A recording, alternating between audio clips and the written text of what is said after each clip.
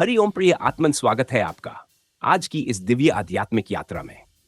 आत्मन, आज हम समझेंगे श्रीमद् भगवद गीता के दूसरे अध्याय का गहन, तात्विक और जीवन को रूपांतरित करने वाला सार तत्व। प्रिय साधक, गीता का दूसरा अध्याय सांख्य योग कहलाता है। इसी अध्याय में पहली बार भगवान श्री कृष्ण अर्जुन से सीधे संवाद करते हैं। पहले अध्याय में हमने देखा कि अर्जुन मोह, दुख और करुणा के सागर में डूबकर युद्ध करने से इनकार कर देता है। उसका मन युद्ध भूमि में भ्रमित हो गया था। उसे समझ नहीं आ रहा था कि क्या सही है और क्या गलत। और यही से भगवान श्री कृष्ण का उपदेश प्रारंभ होता है, जो केवल अर्जुन के लिए नहीं बल्कि संपूर्ण मानवता के लिए मार्गदर्शन है। प्रियात्मन, अर्जुन की जो स्थिति थी वही हम सबके जीवन की भी स्थिति है। जब हमारा विवेक भावनाओं से ढक जाता है, जब हम सही और गलत का निर्णय कर्तव्य से नहीं बल्कि भावनाओं से करते हैं। भगवान यहां यही सिखाते हैं कि जब जीवन में कोई कठिन निर्णय आए तो हमें अपने कर्तव्य कर्म अर्थात धर्म और आत्मबोध के आधार पर चलना चाहिए, न कि मोह और भय के आधार पर। भगवान मुस्कुराते हुए कहते हैं, क्लैब्यमासम गम पार्थ नैतत्व युपद्यते। हे पार्थ, ये निर्बलता तुम्हारे योग्य नहीं है। फिर भगवान कहते हैं, न त्वेवाहं जातु नासन न त्वन्नेमे जनाधिपा, अर्थात ऐसा कोई भी काल नहीं जब मैं नहीं था, तुम नहीं थे, या ये सभी राजागण नहीं थे। हम सब सदा से हैं और सदा रहेंगे। भगवान कहते हैं, इन सब के सभी जन्मों और कर्मों को मैं जानता हूं, लेकिन तुम नहीं जानते। यहां भगवान आत्मा के शाश्वत स्वरूप का रहस्य खोलते हैं। आत्मा न जन्म लेती है न मरती है, वह नष्ट नहीं होती, केवल शरीर बदलती है। जैसे मनुष्य पुराने वस्त्रों को त्याग कर नए वस्त्र धारण करता है, वैसे ही आत्मा एक शरीर को छोड़कर दूसरा शरीर ग्रहण करती है। यह ज्ञान संन्यास का नहीं बल्कि विवेक का ज्ञान है। भगवान ये नहीं कह रहे कि युद्ध मत करो, वे कह रहे हैं कर्तव्य करो, लेकिन आत्मा की दृष्टि से, क्योंकि आत्मा न मरती है न किसी को मारती है। जिन्हें तुम अपना समझ रहे हो, ये तो कभी नहीं मरेंगे। इनका केवल शरीर बदलेगा। और तुम नहीं मारोगे तो भी ये मरेंगे ही। लेकिन यदि तुम इस धर्मयुक्त युद्ध से पीछे हट गए तो तुम्हारी अपकीर्ति होगी। लोग तुम्हें कायर कहेंगे, क्योंकि क्षत्रियों के लिए धर्मयुक्त युद्ध से भागना मृत्यु के समान है। प्रियात्मन, सबसे पहले यह समझ लें कि आत्मा ना तो स्त्रीलिंग है और न ही पुल्लिंग। इसलिए आत्मा के संबोधन में किसी भी लिंग का उपयोग गलत नहीं होगा।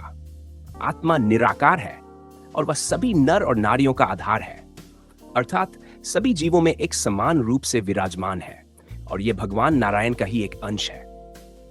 तो श्री गीता के इस भाग में आत्मा का जो ज्ञान है वह केवल दर्शन नहीं बल्कि जीवन जीने की कला है।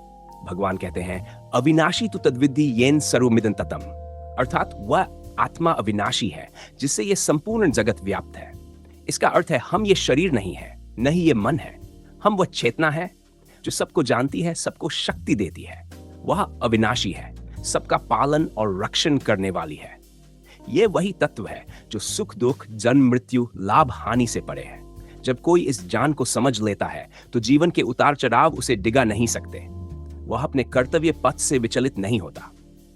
अब भगवान कर्म के रहस्य पर प्रकाश डालते हैं और कहते हैं, कर्मण्येवाधिकारस्ते मा फलेषु कदाचन, अर्थात तेरा अधिकार केवल कर्म करने में है, फल पर नहीं। यह गीता का सबसे प्रसिद्ध वचन है।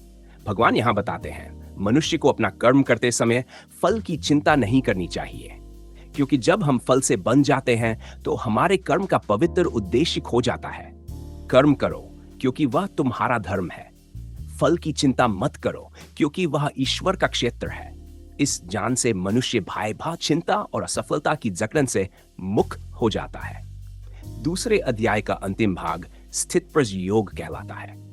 यहां भगवान बताते हैं कि ज्ञानी मनुष्य कैसा होता है। जब अर्जुन पूछते हैं, हे केशव, स्थितप्रज्ञ व्यक्ति की पहचान क्या है? वह कैसे बोलता है, चलता है और व्यवहार करता है?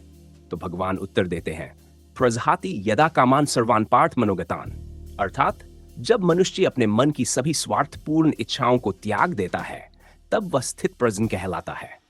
ऐसा व्यक्ति न सुख में उछलता है न दुख में टूटता है, वह समता में स्थित रहता है। भगवान आगे कहते हैं, यदा संहरते चायन कूर्मोंगानिव सर्वश, जैसे कछुआ अपने अंगों को भीतर खींच लेता है, वैसे ही ज्ञानी व्यक्ति अपनी इंद्रियों को नियंत्रित रखता है। यहां भगवान का तात्विक संदेश है। मनुष्य की स्थिरता बाहर की दुनिया में नहीं बल्कि भीतर के संतुलन में है। जब मन नियंत्रित होता है तो संपूर्ण जीवन समरस बन जाता है। हाथ, पांव, आंख, नाक तथा सभी इंद्रियों से अपने कर्तव्य कर्म करते हुए मन से इन सब कर्मों के फल में लिप्त न होना या आसक्ति से रहित रहना, यही स्थित प्रज्ञ की पहचान है। भगवान समझाते हैं, मनुष्य का पतन इच्छाओं से होता है। ध्यायतो विषयान् पुंसा संगस्तेषुपजायते संगात् संजायते कामा कामात् क्रोधो अभिजायते। अर्थात जब मनुष्य विषयों का चिंतन करता है तो उससे आसक्ति उत्पन्न होती है, और आसक्ति से इच्छा, इच्छा से क्रोध, क्रोध से भ्रम, और भ्रम से बुद्धि का नाश हो जाता है, और अंततः व्यक्ति का पतन हो जाता है। प्रियात्मन, ये मनुष्य की आध्यात्मिक यात्रा का सबसे बड़ा सबक है। जो व्यक्ति अपने मन को साध लेता है वह संसार में रहते हुए भी मुक्त हो जाता है। भगवान अंत में अर्जुन को प्रेरित करते हैं, उत्तिष्ठ युद्धाय कृतनिश्चय। हे अर्जुन, उठो, अपने धर्म का पालन करो। ये युद्ध केवल कुरुक्षेत्र का नहीं है, ये हमारे भीतर का धर्म और अधर्म का युद्ध है, जहां मनुष्य को अपने मोह, आलस्य, भय और भ्रम पर विजय पानी है। जब कोई अपने कर्म को ईश्वर को समर्पित करके करता है तो वह साधारण से असाधारण बन जाता है। प्रिय साधक, दूसरा अध्याय हमें सिखाता है कि जीवन में जो भी घटता है वह केवल बाहरी परिवर्तन है। हमारा वास्तविक स्वरूप आत्मा कभी नहीं बदलता। इस अध्याय से 3 दिव्य शिक्षाएं मिलती हैं। पहली, आत्मा अमर है, इसलिए मृत्यु से भय नहीं बल्कि समझ की आवश्यकता है। दूसरी, कर्म करो, फल की चिंता मत करो, यही सच्चा योग है। तीसरी, मन पर नियंत्रण रखो, क्योंकि मन ही बंधन है और मन ही मुक्ति। जो इन 3 सत्यों को समझ लेता है वह जीवन में किसी भी परिस्थिति में शांत और स्थिर रह सकता है।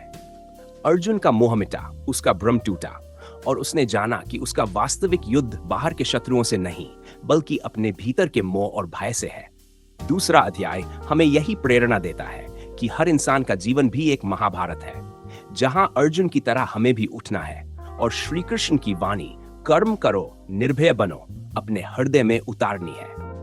प्रियात्मन, गीता का यह अध्याय केवल शास्त्र नहीं बल्कि आत्मा की मुक्ति की कुंजी है।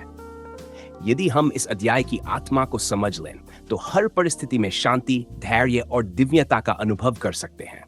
यदि आपको ये वीडियो अच्छा लगा हो तो इसे लाइक करें, अपने प्रियजनों और साधक मित्रों के साथ शेयर करें, ताकि गीता का ये ज्ञान हर हृदय तक पहुंचे। और हाँ, यदि आप चाहते हैं कि ऐसे ही आध्यात्मिक ज्ञान, संतों की वाणी और गीता के रहस्यों से जुड़ा कंटेंट आपको नियमित मिलता रहे, तो हमारे चैनल को सब्सक्राइब करें और बेल आइकन जरूर दबाएं, क्योंकि आपका हर लाइक, शेयर और सब्सक्राइब केवल समर्थन नहीं बल्कि एक छोटी सी सेवा है श्री कृष्ण के इस ज्ञान यज्ञ में। हरि ओम तत्सत। जय श्री कृष्ण।